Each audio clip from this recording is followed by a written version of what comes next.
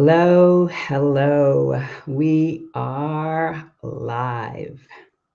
I'm so excited to be sharing this live stream with you because talking about language learning and becoming fluent is something that I have grown very, very, very, very passionate about, surprisingly. And today I'm going to share all I know and my experience of how I learned French, what worked, what didn't, and I can't wait to hear your questions and gain your insights as well. All right. Before we jump in, I would like to know if you can hear me and if you can see me without, if you can see me clearly. If you can, be sure to make a comment of as to where you're joining from and what you're most excited about for this live stream tonight or today. All right. We've got Victoria.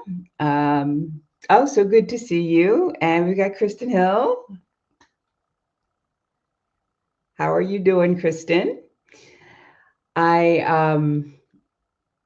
Yes, the sound and video is good. The foreign national and can see and hear joining from New Jersey. Selena from Houston. Welcome, welcome. Today has been an interesting day here in Surrey, France. We had a bit of a windstorm and schools were closed, and I didn't go out at all today. So it was a little bit like a snow day for me. I got a lot of work done. All right. Before we jump into the topic at hand, which is language learning, how I learned French in my 50s, which a lot of people believe, once you're older, you can't do it. It's impossible to do. I want to share a couple of announcements. So on Saturday, February 21st, I am doing another Women Rising Roundtable. And the topic of that is the Joy Blueprint. And so if you are a woman who has kind of lost sight of the things that light you up, that bring you joy and make you feel more like your true self, this is the roundtable for you. And there are still 4 spots available. If you're interested in joining that, you can go to the couragecatalyst.com/roundtable, and I can put that on the screen for you. So you can take that down if that's something you're interested in doing. That's February 21st, and you get all the details on the website. All right. The second announcement that I have is that today marks a milestone. I have finally started my Substack newsletter. I was scurrying, trying to get my first article out there so that I could make this announcement today. And it is up and running. So on my Substack newsletter, I will write at least one article a week that talks about my journey in different aspects of it. My life in France, but also my journey to become a traditionally published author and the ups and downs of that. Reinvention is a big topic that I like to talk about as well. So if those things sound of interest to you, be sure to sign up for my Substack, and I'm going to show you how you can do that as well. It's Patricia C. Brooks author.substack.com. All right. So really excited about those 2 things. All right. Enough about the updates. You are here to hear about language learning. And let's see who else has joined.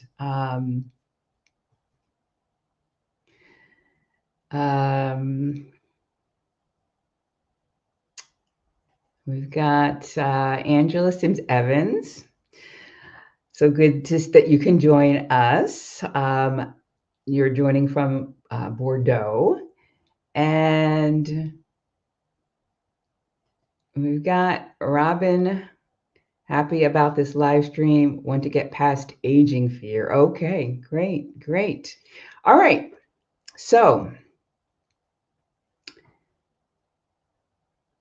why am I talking about language learning? That's because I never believed that I would be able to speak, read, or write or understand French. I took French in high school and at university. And because my mom had said something to me when I was maybe 13 or 14 years old, she'd said to me, you know, your brother, he is really gifted in languages. And she didn't say I wasn't, but I took that to mean that I wasn't. And that was okay because I really didn't have a desire to learn any languages. But in high school and at university, I did enough to get um, a passing grade, right? I didn't take it seriously. I didn't apply myself. And I moved on. I went on. And I didn't really have a reason to learn French. Well, if you fast forward 3 decades or more than 3 decades, when I decided I was going to move to France, I had a motivation. I had a big motivation. And that kind of changed everything. That, along with many, many years in between what my mom had said and a belief that I had created, that kind of shook that loose in me. And so that's when I decided I was going to learn French. If I was going to live in France, then I would need to speak the language. And I didn't have a doubt that I could do it. And so I applied myself. Now, when I moved to France initially, I did not speak it well. I could say some things and I could understand slow spoken French, but I couldn't read it. I was illiterate. I couldn't read it and I couldn't write it.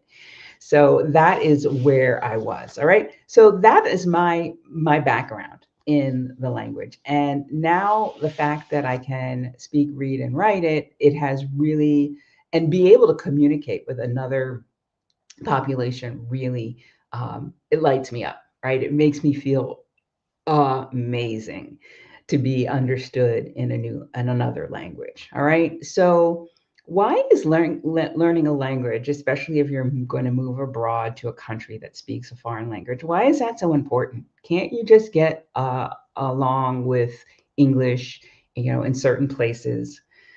I have heard that, and I think that you might be able to, but the experience that you will have is going to be very different. There's going to be more stress involved if you struggle to communicate, and you're going to struggle to integrate.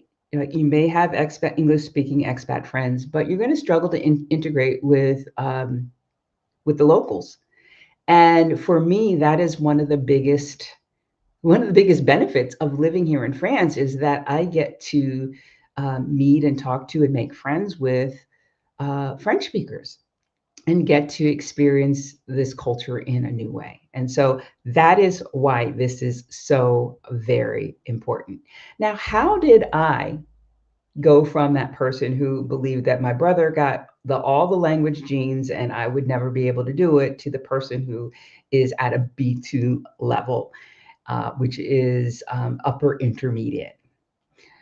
Well, I when I decided I was going to learn French, I signed up for a program called the Pimsleur Method. Now, maybe you've heard of it, maybe you haven't, but I swear by it. I absolutely love it because it gets you speaking. And I'm going to talk about speaking a language versus reading and writing and understanding, written language. But it gets you speaking right away. And what I did was I signed up for the Pimsleur method, and it's got 5 levels. And I signed up for the first level. They have 30-minute sessions, 30-minute lessons that are recorded. It's an audio program. And so what I would do is, on my morning walk, I would put my headphones on and I would take the lesson and I would say the lesson out loud. I would repeat, the prompts as they prompted me. And I would do that every single day, 30 minutes every single day, until I got through all 5 levels. There are 30 lessons in each level. So I did that. And then I went back and started at level 2. And that's how I was able to move to France, being able to understand and speak somewhat the language, feeling having a degree of comfort with that, right? And so the Pimsleur method is it's practical. It's practical. The one downside for me was, as I said, when I got to France, I couldn't read it and I couldn't write it. This is an audio program. This really helps you speak. There are some elements of Pimsleur where they're working on that. But for me, I think this is really focuses on speaking and the accent. All right. So if you're interested in the Pimsleur method, I do have an affiliate link, and you can see that here. Let me drop that in the chat so that you can take advantage of that. There's a free trial in that. So let me get to the chat.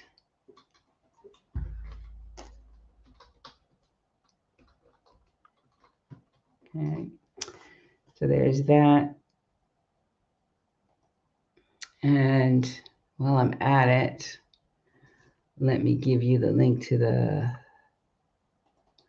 my Substack so that, okay.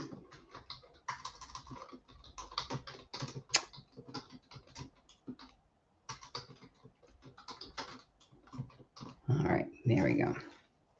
So Pimsleur was the thing that did it for me, right? And when I started to learn Spanish, I knew immediately that's what I was going to do. So that's how I learned it. And it was through consistency, and I was motivated. I initially decided I was going to travel to Quebec City and wanted to speak their language. And that's what got me really thinking about learning the language. And then from there, I got the urge to move to France. All right. So that is how I learned French. That is how I got over the block. It really wasn't a block because I had, grown past it, but really was not something that was in the cards for me or what I thought I would do.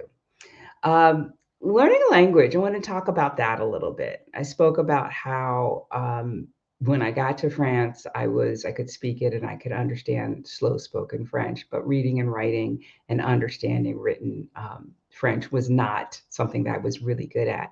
And learning language, there are four pillars. There is the, oral, spoken French, the oral comprehension. If somebody says something to you and you can understand what they're saying. There's the written part where you're, able to write, and there's the reading comprehension. And what I found is that a lot of people, or I don't know if it's a lot, but many, I think it's quite a few adults who have studied a language for a little while may be able to read the language better than they can speak it, or maybe they can write it better than they can speak it, or maybe they can even understand it better than they can speak it. And I think that's because they struggle with perfectionism and fear of making a mistake and sounding stupid. So that leads me into the first reason that I think that adults struggle in learning a foreign language, and that is that fear, right? We, as children, when we were learning our native tongue, we just did it. We didn't fear making a mistake. It was not in our heads. But as adults, we have grown to feel fear making a mistake. Some of us are perfectionists. Yeah, I'm a recovering perfectionist. And it just feels really hard to and vulnerable to, speak in a foreign language. And I think that does us a disservice. I was having tea with a friend, a couple of friends, they're British, last week, I think. And I think that's why I got the idea to do this live stream. And he had a French tutor, and he had stopped doing that for a while because he wasn't seeing the progress he wanted. And it was, a little bit more expensive than he wanted. And so he had stopped that. And so I was there along with another woman who is an expatriate, and she's from Mexico, but she speaks French, and she actually is a psychologist, and she works in using the French language, and so to me that's next level. But at any rate, it came up that he didn't have a tutor anymore, and that he didn't really have lots of opportunities to have conversations in French, and so the two of us kind of said, "Oh, well, we can speak in French now." And was that seemed like the most scary thing in the world to him, right?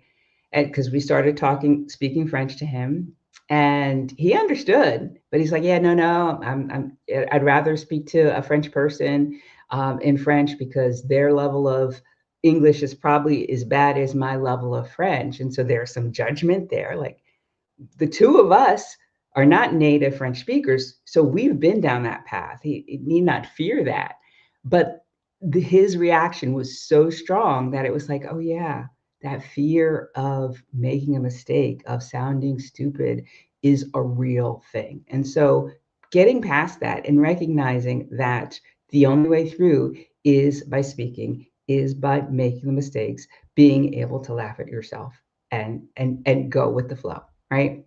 We all make mistakes, and it's how we learn, right? So that, I think that is the biggest challenge for people, language learners.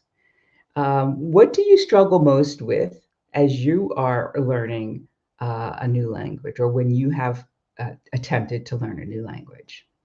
Let me know in the comments. All right.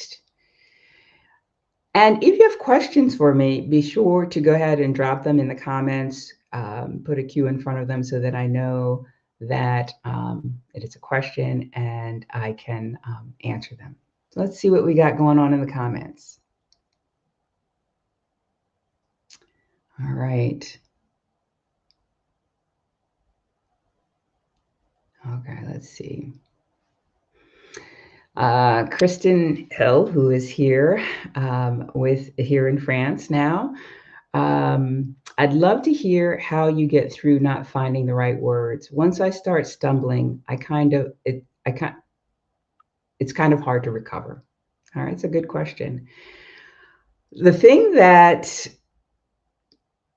the thing that gets me through, or got me through, and this was a trick that a friend of mine taught me um, when I did move to France and realized I was illiterate. I did sign up for a proper French class at the school in Perpignan. And so that's what got me, beyond, being illiterate. But while I was there, I met somebody who was from Russia. And after class, we'd go out for a beer together, we'd go for a walk, and we'd try to speak in French. And he noticed that I would get hung up on words, and because I didn't really have a big vocabulary at that point. And he gave me the suggestion that I needed to not try to find the word that was at the level of a word I might know in English. Like, I've been speaking English all my life, and so my vocabulary is much better. Instead of that, describe the word in words that I already know. So if if you don't know the word for plate, which is assiette in French, you might say uh, le chose quand tu manges, c'est la chose que tu mets le nourriture dans, something like that, so that you don't have to be saying, having a conversation, then getting to a word you don't know. It stops the flow of the conversation, and then you get flustered, right? So that is one thing that I have that has really, really helped me in the beginning. And I think it still helps me to some degree now. I think it's probably something that uh, that I just use just more naturally than I did in the beginning. So hopefully that is helpful, Kristen. All right, let's see what else we got here.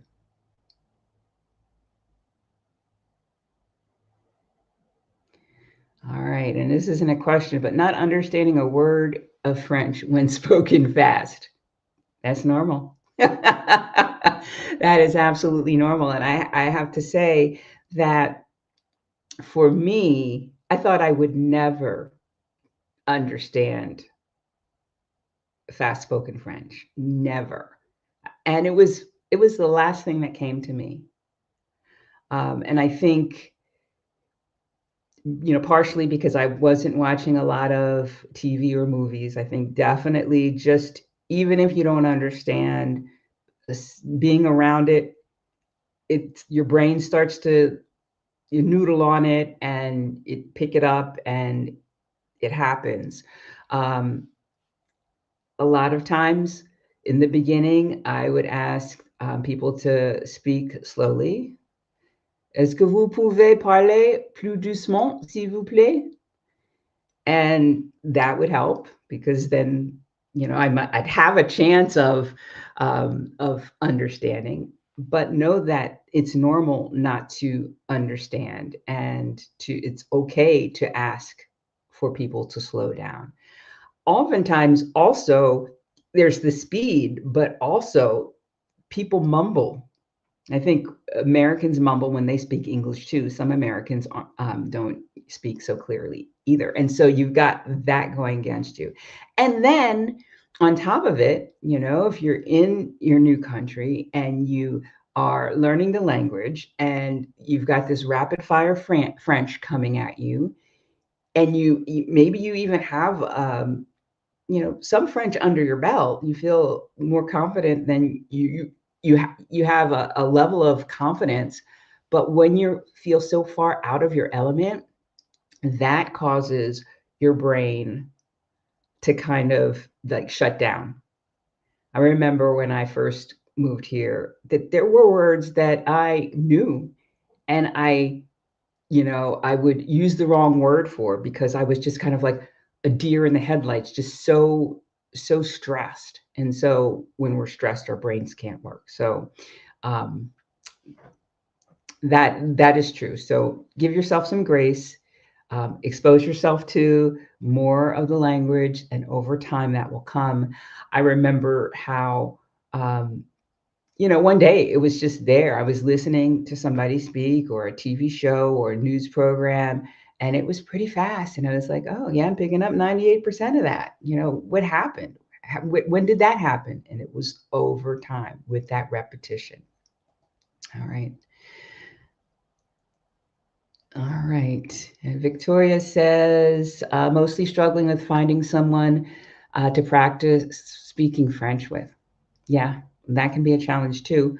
What I started doing, and this was probably after I was in France, it was actually because a member of the Carefree Expat Incubator program suggested um, conversationexchange.com, which is a platform where people who want to learn a foreign language go. They put up a profile, they say what language they speak and what language they'd like to learn to speak or like to improve speaking.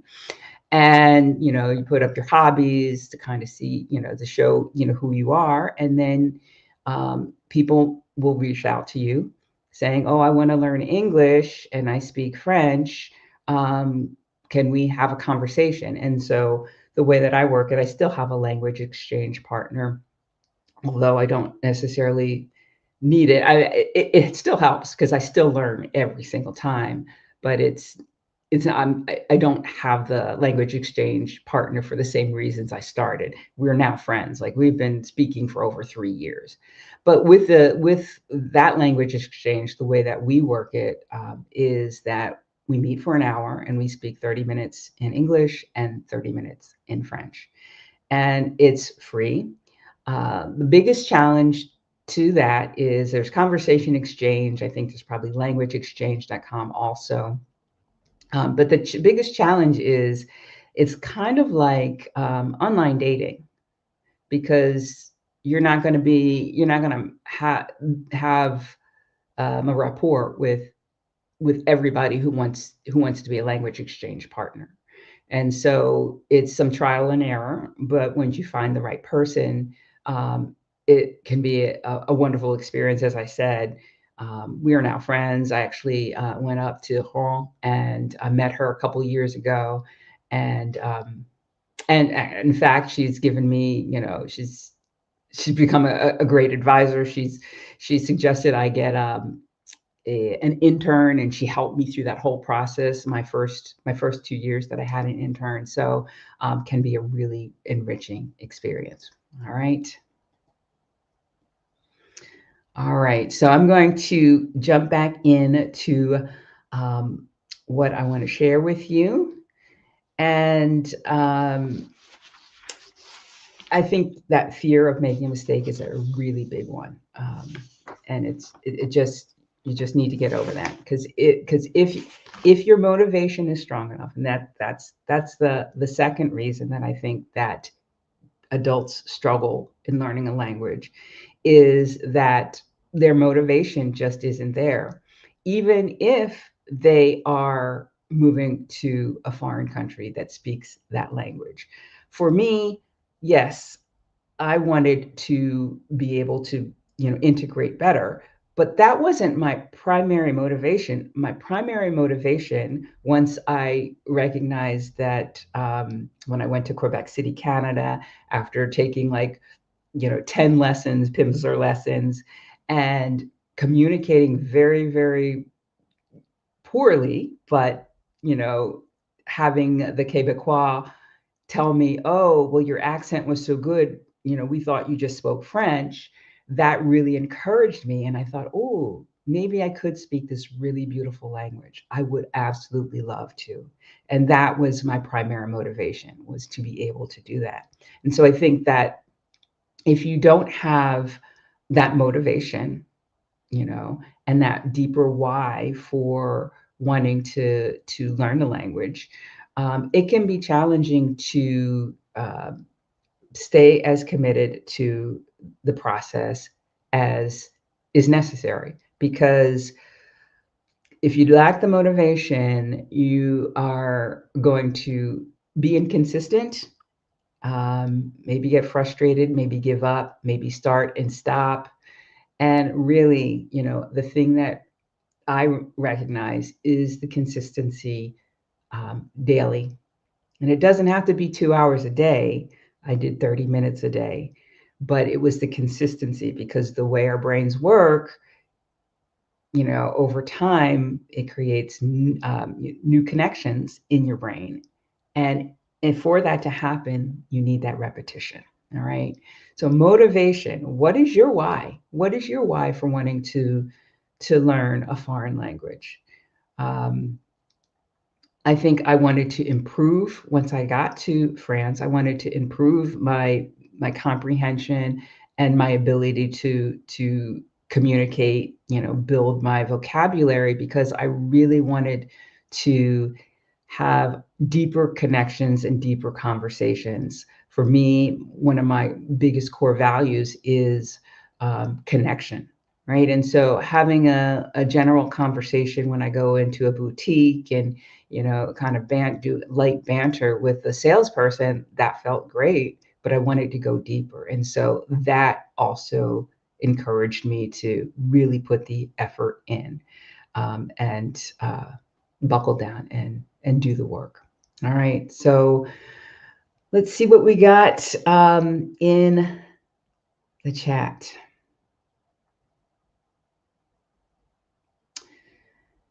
So conjugation and rules.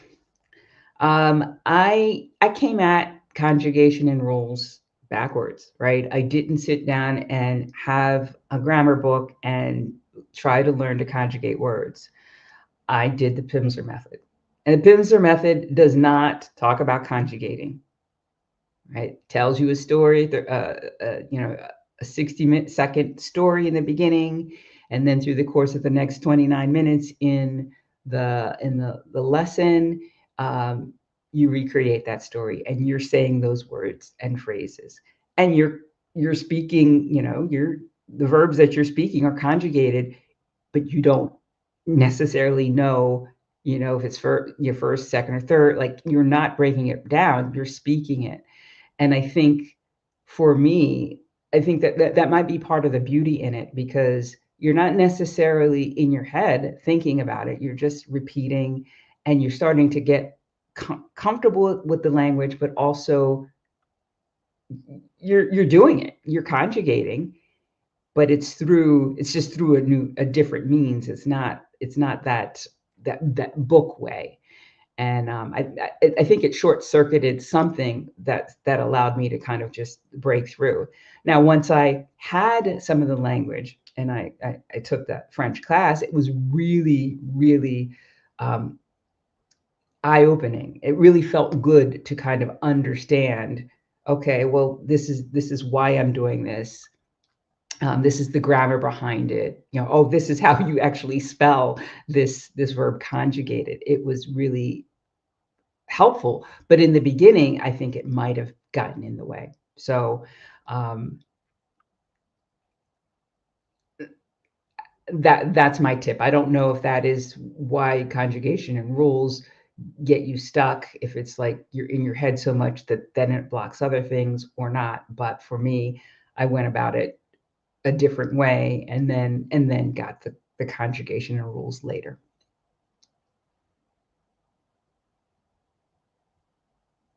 Yeah.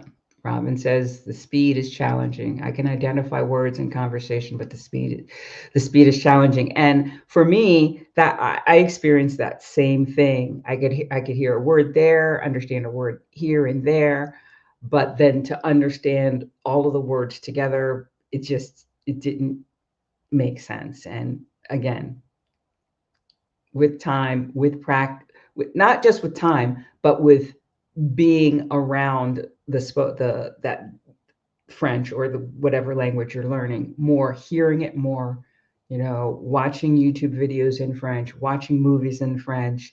Um, that is it's going to train your ear, train your brain, so that it becomes a custom. I think one of the things that I struggled with too, with the speed and not really understanding the words, is sometimes I would hear they'd be speaking French, but sometimes I'd hear a word and it sounded English to me, and that kind of got me off. But um, yeah, I think the speed and the comprehension initially is the thing.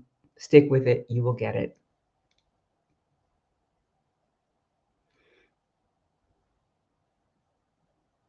Hi, Dion. How are you? Detaching myself from always converting French to English in my head. I did that for a long time. And I don't do that anymore. But I think that detachment comes from habit, right? From your brain not needing that anymore, right? From your brain just saying, okay, I'm in a different language. And I have uh, level of confidence, or enough enough connections in this language that I don't have to have that bridge. But I did that for a long time too, and I think that slowed me down in conversation. I think that was another thing that kind of tripped me up. Um, but speaking, you know, speaking French more will help with that.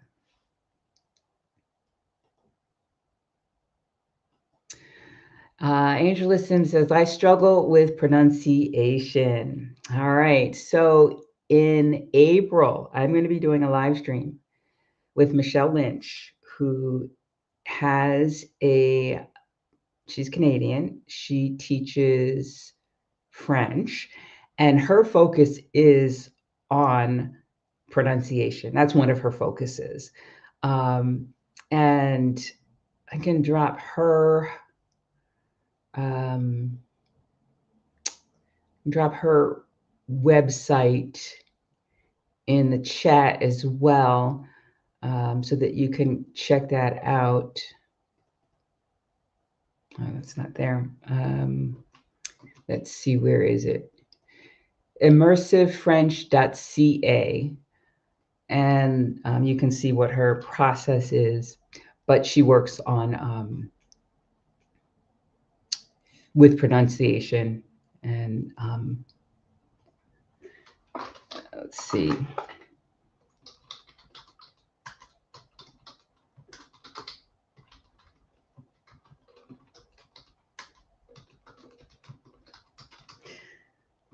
And so I just dropped that in the chat, Angela.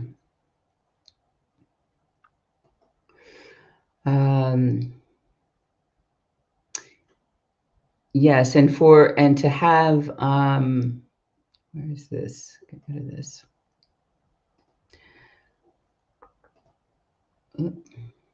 Comments.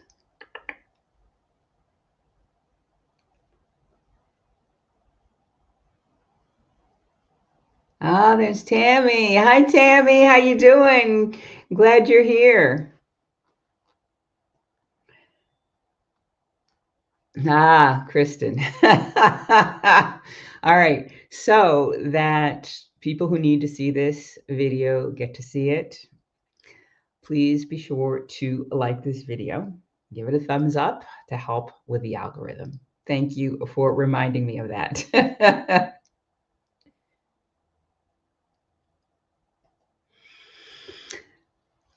Victoria, Patricia, do you find it helpful to read books in French while learning to speak? That was something, I think that was the reason why my reading comprehension was low, because that was not something that I did. I think, though, that it is absolutely a good idea to read French books as you're learning to speak it. I think last year at this time, I was stressed out because I was getting ready to sit for the DELF B2 exam. And in January of last year, I realized that, even though I had come a long way with my reading and writing, what they were asking was for me to write, something that is argumentative and make my point. They were going to have me.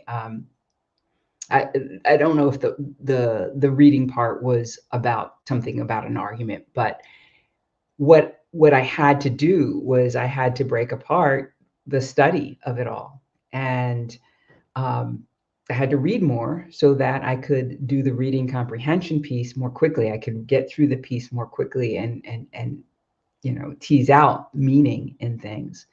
But as you are learning to speak a language, if you are reading that language as well, then you can start to see the structure of the language, as well as pick up vocabulary.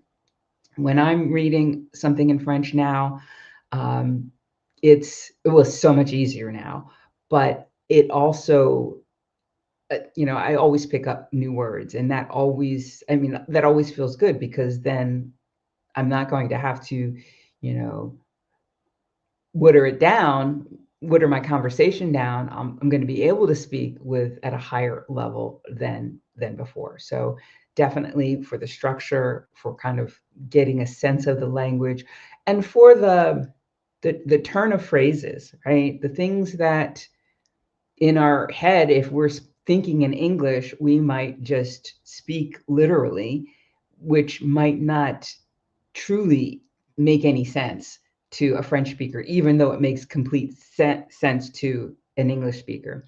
And I know that when I work with my language exchange partner, that is true. Like, she will say something in English, and I know exactly what she means to say, because I have the French background now. It's like, oh yeah, because the French would say it this way. The reading, I think, helps, with that as well. So definitely. So if you have the time, don't read something that is not going to make it so hard that you're not going to keep it up.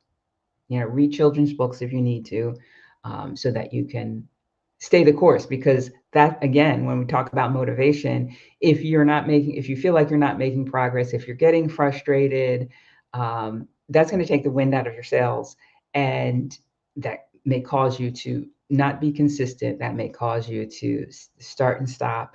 And the key is consistency, repetition, repetition, repetition.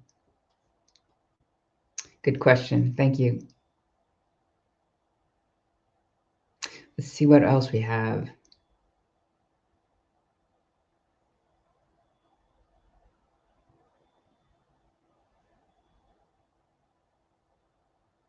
Yep. All right. Miss Sierra, 2222. No need to apologize. You are here now. So glad you could join us. I think keeping the TV on only French channels helps a lot. And if you have French friends who love to speak English with you, to speak French in response. Yes. Yes. So when I was still in the States, I got a cable package that had TV 5 Monde on it. Um, and that was helpful because I was like, okay, I'm going to put this on, and I would watch, some, and I'd get tired, but it would be in the background, and that was good. That made me motivated. It's like, oh yeah, I don't quite understand. It made me motivated to kind of, stick to it. Um, and then the idea of, if you have French friends who love to speak English, to speak French in response, I think that's good. And I think also when you are out and about and people, in France or whatever country you're in, and you're speaking that language, you're trying to practice, and they come back to you in English because they hear your accent or they see you struggling. You don't have to switch over to English, right? You can respond in in the foreign language so that you can improve and just get your reps in, right? That's what it's all about. Good suggestion. Let's see let's see what else I have on my list, and then I'll go back to the chat. um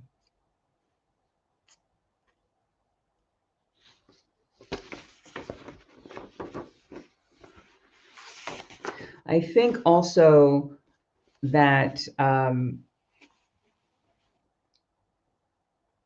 you know if you set unrealistic plans for your studying, I think that can block you, that can stop you in your tracks, that can demotivate you. So, I don't think that it's necessary to put in hours and hours every day, but I do think it's important to be consistent and commit to a certain amount of time. 20 minutes, 30 minutes, it worked for me, a day, so that you have that consistency. Um, I think another reason that adult language learners struggle is that they think that I'm going to be moving to France in 9 months. So I'll just wait until I'm in France, and then I'm going to be in France. So I'm just going to pick it up. It's going to wash over me, and it's just going to happen for me, instead of saying, okay, I'm going to take this 9 months and I'm going to get a base of the language, so that at least when I get there, it's not going to be also new and foreign to me. It's not going to be just another thing that's just going to, threaten my chances of actually staying in a new country. So don't wait. If you haven't made your move yet, if you're planning a move and you haven't made your move yet, um, I recommend getting started on some program, uh, some class, so that you can start learning the language. Because I think it's a myth to say that once I'm in the country, it'll just happen for me. And I think we all know people who have been in America for a long time, and they rely on their children to help them, navigate in English. But they've been living there for a long time. So it's a myth that just being in the country is the thing that will help you. I think another thing that is challenging and that causes people to not pick up the language while they're in um, their new country, or their not so new country, is that they have found pockets of English speaking expats. and they have made friends there. And that's wonderful because you don't feel so isolated.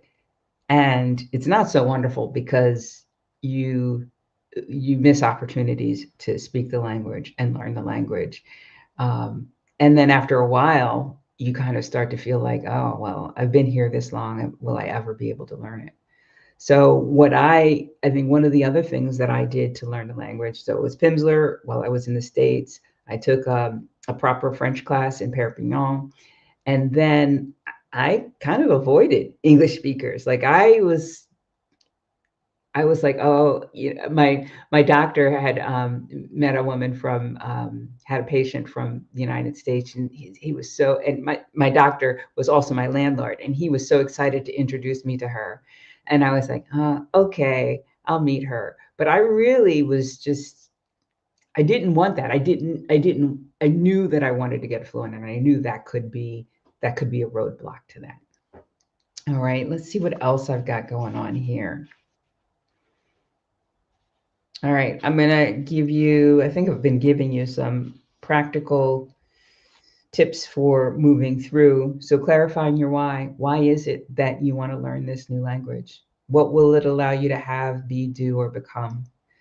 And write a why statement around that based on your core values. What, you know, for me, as I said, connection was a core value for me. And I wanted to go beyond the surface level conversation.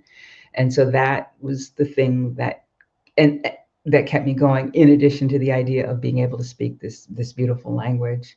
Um, the consistency, being consistent. And I think one thing that can help with being consistent is, you know, they talk about creating new habits and how, you know, if you are already do something regularly, you know, daily, then maybe you can habit stack, as James Clear said in his book, Atomic Habits. If you know you always get up and then you sit down and you know have your cup of coffee at 9 o'clock, you know, once you are have finished that coffee, maybe that is the trigger that will say, okay, now it's time for me to do my Pimsleur. Okay, it's now it's time for me to do my lesson, and in that way create start to create a habit about that. I think, like I said, the mistakes, accepting that you're going to make mistakes, right? Knowing that that's normal, um, and getting past, I think, the judgment, right? I think there's the fear of making mistakes, but then also feeling like you might be judged uh, as stupid or whatever the judgment um, is something to kind of work through. Um, it's one of those things that I think that motivation, that why will help you, right? It's like, okay, because for me, it was like, you know, I'm gonna learn this language, and speaking it is the way I'm going to learn it. So I'm gonna look foolish. Okay, bring it, right? That was my idea there. Oh, the other tip that I have is I told you that I took the DELF exam for the B2 level last March. Um, and that really, and I've been in France for 7 years at that point, and I was fluent. I considered myself fluent, but having to take an exam, having a date, like, okay, March 12th, you're going to be sitting for this exam and you don't want to fail it. So you better buckle down and do the work so that you are successful. That lit a fire under me. But not only that, it helped me to really progress my level. Whereas I had started to get to this stagnant phase of, yeah, I can speak it well enough, I can read it, I can write it well enough, and that was good enough until I had another reason to study and study in a different way. And so I think that I'm not going to do it this year, but I think next year, just for me, I think I'm going to sit for the DELF C1 level so that I can kind of, you know, up my game again. So I think that that's really important as well. Let's see what we got in the chats. In the chat. Um, Let's see.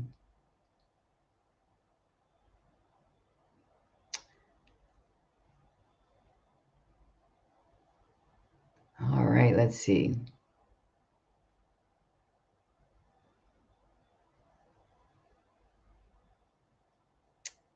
All right.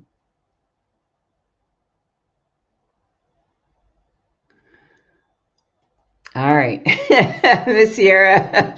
Yes. Also having a French partner helps. So I experienced this in 2020. I started dating somebody. It's a long story, but I was trapped in the US. I got trapped in the US during COVID. But just before that, I was on online dating and I met somebody. And so then we started to talk. I was in the US, he was in France, and my level wasn't, it was good, but it wasn't as good as it was after 9 months of dating him, because speaking to him at least 30 minutes a day just really up leveled my French. And then now I am dating a French man who speaks some English, but not a lot. And so we speak French probably 98% of the time. And I've been dating him since September. And I've noticed that there's a fluidity with my speaking that it feels really good. Feels really good. So yeah, having a French partner or having a partner who speaks the language you're going for um, does help.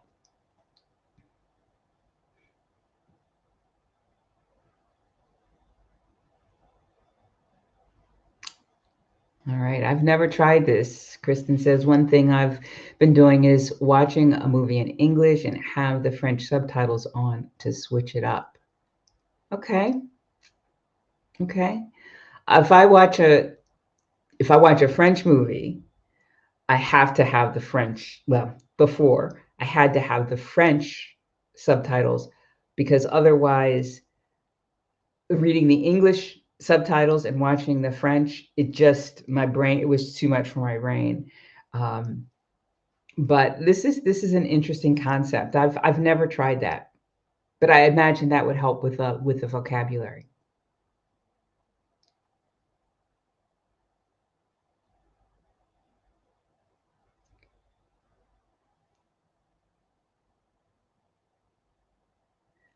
Um,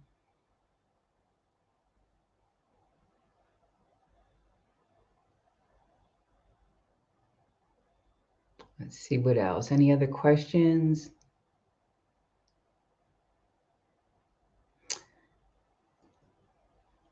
Robin asks, where in Perpignan did you take your French course? So it was a school called ALFMED, ALFMED, and it's right by the train station.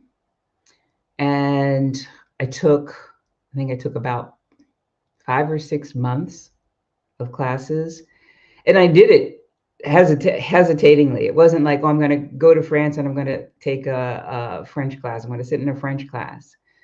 But once I got here and I recognized, oh yeah, Patricia, you've got a long way to go, and a French class that's really going to help you. That was the thing that made me say, okay, because for me, the the fear, I don't know if it was a fear, but there was definitely a hesitation. I didn't want to be back in a classroom. I think that, I talk about, being okay making mistakes. There was something about being in a classroom and feeling like, oh, I'm going to be graded. I just, I was like, I'm 51 years old. At that point, I don't, that's not what I wanted, but I realized that it was going to be helpful. And so I did. And so it took 5 or 6 months. First month was intensive. Like we met every morning for like 3 hours and we just spoke and, to kind of just get comfortable in the language, in the with the idea of speaking this new language. And then the following months, there were, I think it was just twice a week. Um, and I think I signed up for the package where at the end I would take the TCF exam, the Test de Connaissance du Français. Um, as a part of that. So it was okay. I think language schools, you really have to vet them. Um, I think there are challenges with, keeping teachers and all of that. But all in all, I think that AlphaMed, it worked for me. And the other thing with the language school that I did enjoy was that they had cultural events and activities. Or field trips. We went to a cloister. We had like a picnic where everybody brought a dish from their country. So yeah, as I think back, it was a pretty good experience. Let's see what else.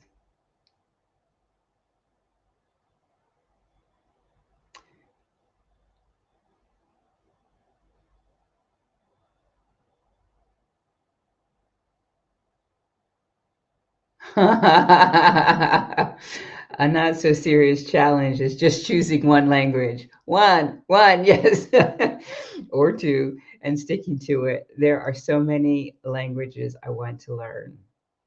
I so yes, I think there are some people who can learn multiple languages at a time. I'm not one of them, which is why I waited until probably 3 years. I guess it's been 3 years since I started to learn Spanish. I stopped last year when I just put my head down to take the DELF exam. But I waited because I didn't want to, French and Spanish, romance languages, and I didn't want to start to mix up the words. Um, but I thought, 3 years ago, I had a good enough handle on French that would be okay.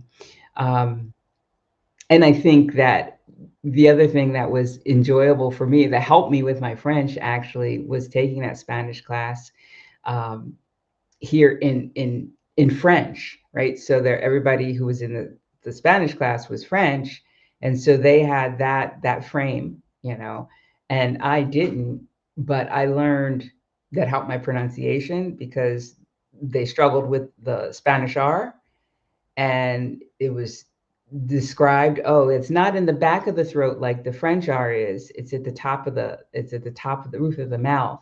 And I was like, oh, I don't know how the French are, but now I'll be able to do it. So that was really good. And I think focusing on one language, will help you to be consistent, right? Because it's just one thing your brain needs to pick up, and not two or three. uh,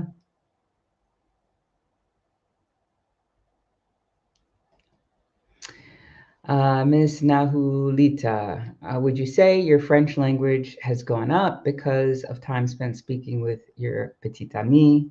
Speaking with my German husband has helped elevate my vocabulary.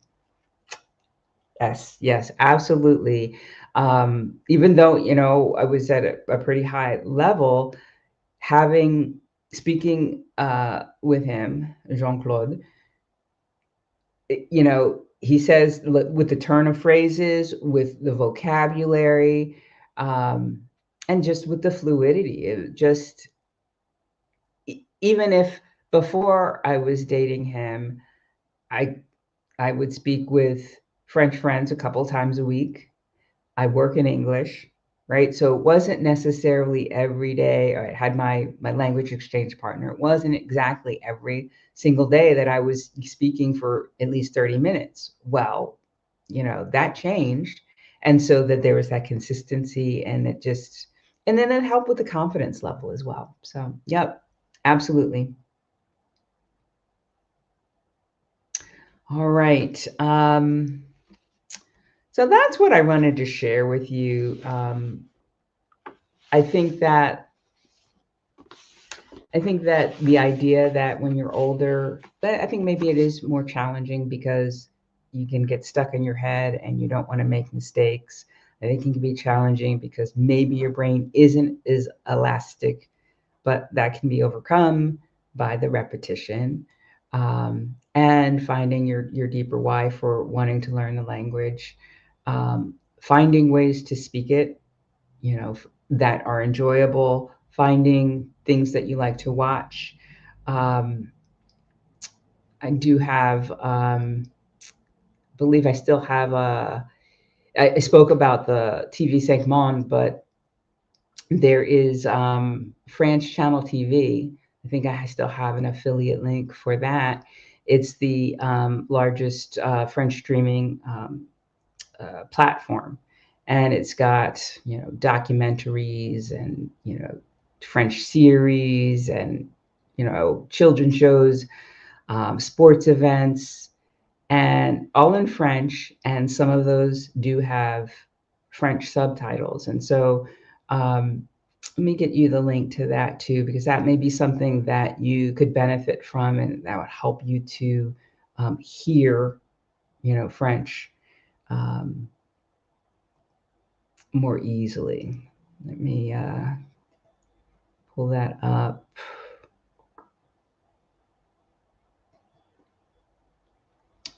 Let's see. French channel. And I have a promo code. I think this still works. If it doesn't, you can reach out and let me know. For 15% off a monthly or an annual package. Let me put this in the chat.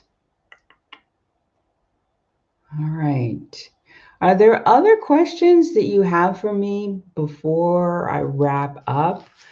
Do want to remind you again that I'm doing the Joy Blueprint workshop on February 21st.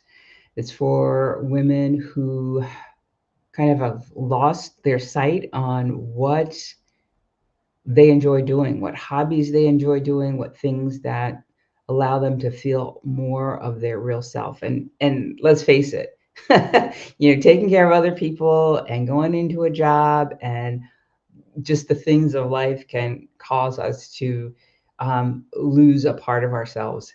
But having something that you can turn to that will nourish you is so important, especially when we've got so many things that stress us out, when all the stuff that's going on in the world is going on. If that is something that you are interested in, I've put the link in the chat. The roundtable, it's thecouragecatalyst.com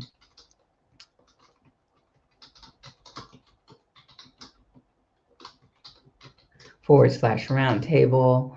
I believe I just saw somebody else sign up, so I think there are 3 spots available now. So if you're interested, be sure to go ahead and take advantage of that.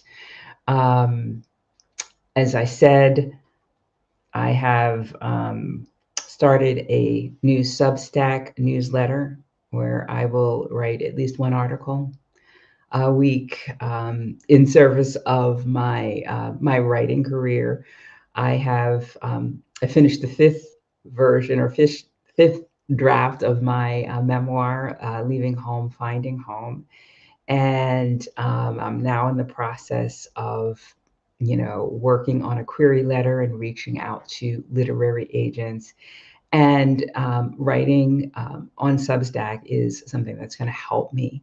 And so today I just published my very first piece on Substack. So if that is something that would be of interest to you, be sure to go ahead and sign up for my new Substack newsletter. And I'll put that in the comments again. And let's see.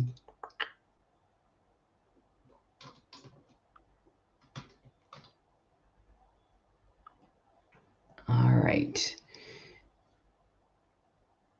All right. Kristen. Kristen is a regular at the roundtables. And she says, if you're on the fence about joining the roundtable, just do it. And She also follows up with, they're great and the community is amazing. Absolutely. And, I learn something every time that I facilitate one. The women are amazing. And, if you want to be around people who, want more and are supportive, definitely. Definitely. All right. I don't see any more questions. So I'm going to wrap it up here. If you have not already, be sure to give a like to this video. And as I said, next month, there's going to be a live stream with a Fab, the insurance guy, Fabienne. And I think it's going to be March 26th. It's going to be a live stream. We're going to talk all about insurance, French insurance, and making sure you get if you're moving abroad and you're in the visa process, making sure you get the right kind, all of that. So that's happening on March 26th. And then in April, I'm going to be having the guest, Michelle Lynch, from Immersive French. And she's going to talk about, pronunciation and her process in helping people learn the language. All right. So thank you, everybody who joined live. And if you are joining the replay, thank you. Please feel free to comment and I will respond. Okay. Take care. See you next time. Bye-bye.